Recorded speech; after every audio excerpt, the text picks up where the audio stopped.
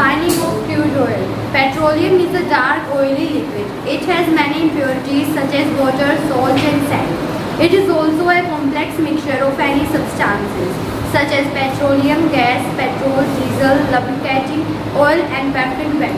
It is produced in oil refineries to separate the useful components. The process of separating useful components of petroleum is called fractional distillation of petroleum. The components called fractions are separated based on their different boiling points. During fractional distillation, crude oil is heated in the distillation tower. Heating separates heavy and light components from petroleum. The heavy components collect at the bottom, whereas the light components collect at the top. Correct. When heat comes, some of the oil vaporizes and rises up in the tower. The very top fraction is the distillation column. It is made up of light gases such as ethane and propane. Petrol is also a light fraction. Kerosene is slightly heavier than petrol. Diesel is heavier than kerosene. The heaviest part is a bitumen, which is used to surface roads. Due to its great commercial importance, petroleum is also called liquid coal. Natural gas. Natural gas is an important fossil fuel widely used in industries. It is also an ideal cooking gas and now being transported to homes through a network of pipes. Natural gas that is stored under pressure is called compressed natural gas, CNG. CNG is also being used to operate motor vehicles. It does not produce smoke and therefore helps in reducing pollution. It is cleaner fuel. Natural gas is also used as a base ingredient in the manufacture of fertilizers and chemicals. India has reserves of natural gas in Rajasthan, Gujarat, Maharashtra and Tripura. Pollution caused by burning fossil fuels. Burning natural gas, coal, petrol, diesel and kerosene by industries, automobiles and for household purposes raises the level of carbon dioxide in the air. It also adds harmful substances such as carbon monoxide, sulfur dioxide, nitrogen oxides and particulate matter in the atmosphere. This has deteriorated the quality of air. Some of these air pollutants, sulfur dioxide and nitrogen oxides, can give rise to acid rain and thoroughly damage soil and water too. To reduce air pollution, is it essential to reduce the use of fossil fuels. Moreover, industries and motor vehicles that burn these fuels must use technology that filter polluting substances and prevent them from entering the environment. Yes. Thanks and have a nice day. So yesterday we had drawn the diagram of distillation tower, isn't it? Yes, sir. So what did you draw in the distillation tower? You drew a column in which heat was given at the bottom. So from the bottom of the tower heat was supplied, and from the bottom itself the crude oil was put in. Now this crude oil, when it is heated from the bottom, then the crude oil which has high melting point, the crude oil which has high boiling point, not the melting point, boiling point, they evaporate later, but the fraction of the crude oil which has low boiling point, they evaporate faster. Example, bitumen would not evaporate or would evaporate to a very less extent and will remain at the bottom. But gasoline will be collected in the tower or in the chamber where temperature is around 20 degrees. Okay? So in the exam, if you will be asked a question, explain.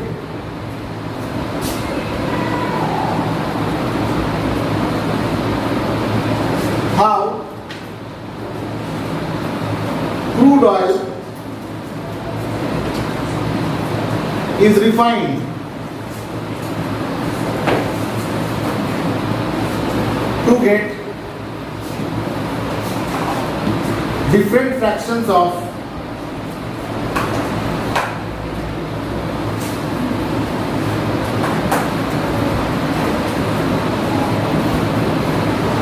petroleum.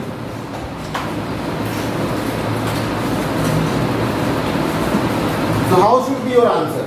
Your answer should contain a diagram. In the diagram, there should be a distillation tower. Now, from one end, we allow the crude oil to enter. This diagram you have already drawn in your notebook, isn't it? I am just trying to display it for those who have come today. And here, we heat some fuel so that we can supply heat from the bottom. So the range of temperature is around 600 degrees C to 20 degrees C. This is the oven where the fire or the heat is produced. It is heat source of heat. Heat is supplied. Now higher the heat will be, more will be the temperature. More heat energy you will give, more temperature will be there. So at the bottom more temperature will be there, and at the top less temperature will be there. So first of all you will draw diagram. In the diagram, to draw the diagram easily, draw the column like this. After that, allow some space from this side so that different gas can pass through. Each of these will have some dome-like system.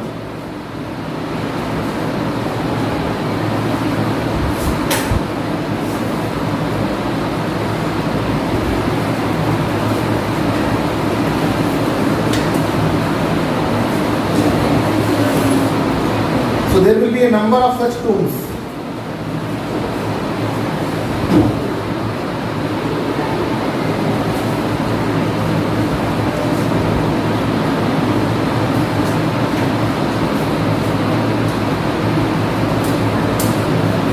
Now what happens? At the lower level, bitumen, coal tar, which has high boiling point remains, but the one which has got low boiling point evaporates at a very fast rate. It evaporates at a very fast rate and it goes at the higher column. So at lower temperature you will get gasoline. Can you name some other temperature? At what temperature do you get petrol? At around 120 you will get, 120 degrees you will get petrol. Diesel? 270. So at around 270 degrees C you will get diesel. Kerosene? 170. So let this be 270 then.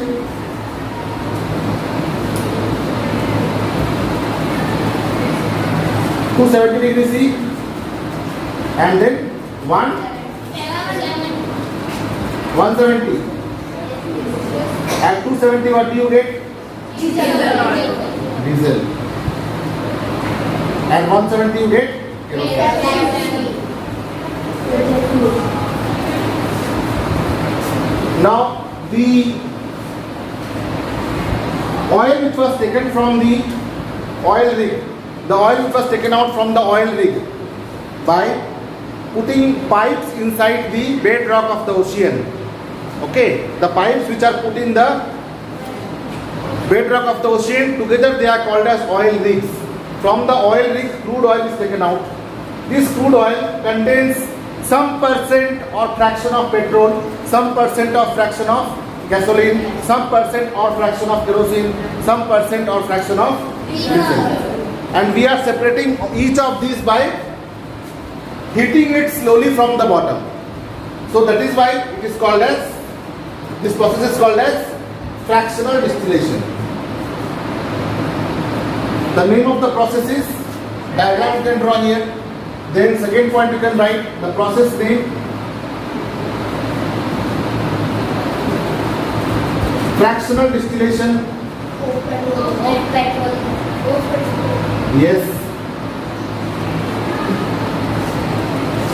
And then you can explain in a few points.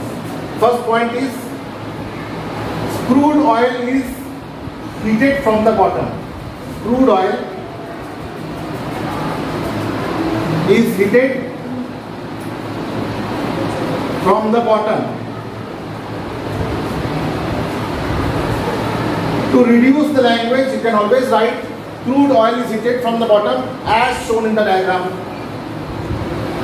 As shown in the diagram.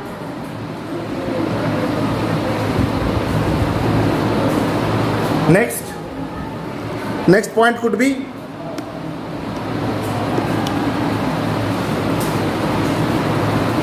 the fraction of petroleum. The fraction of petroleum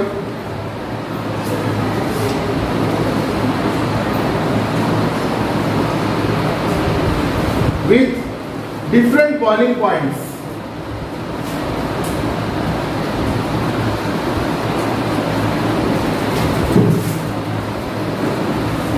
gets collected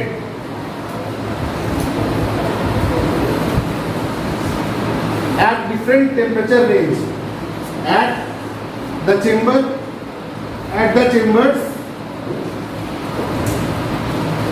with different temperature range.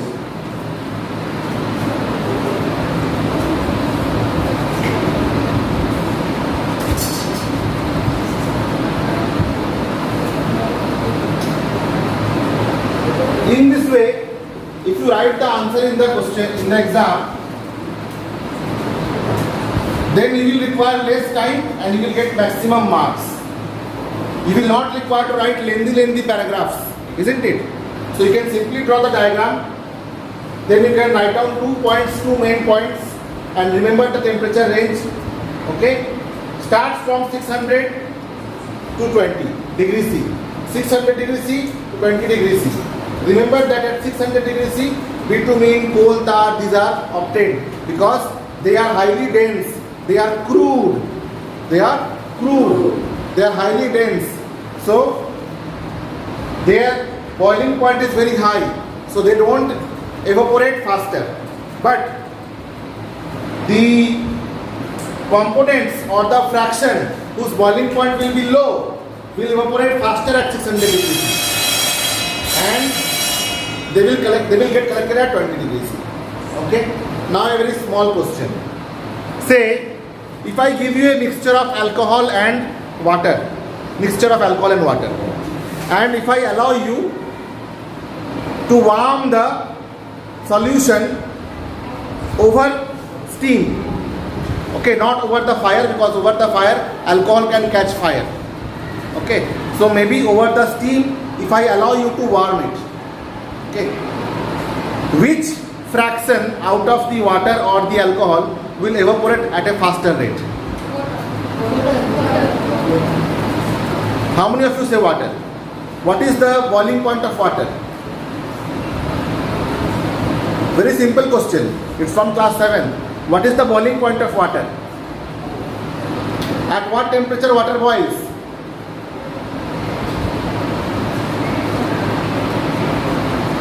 How much marks do you want to get in your exam? 100. So, boiling point of water is 100 degrees C, and boiling point of alcohol, okay, general alcohol which we take, ethanol, is 70 degrees C. Now tell me, if I warm the mixture, which component will evaporate faster? Alcohol. Similarly, gasoline has low boiling point, so it evaporates faster and goes up, and the one which will not evaporate will remain at the bottom. So is this point clear? Yes. So in the next class, we will study about how petroleum causes pollution and how we can control the pollution. Alright? Yes. Thank you everyone.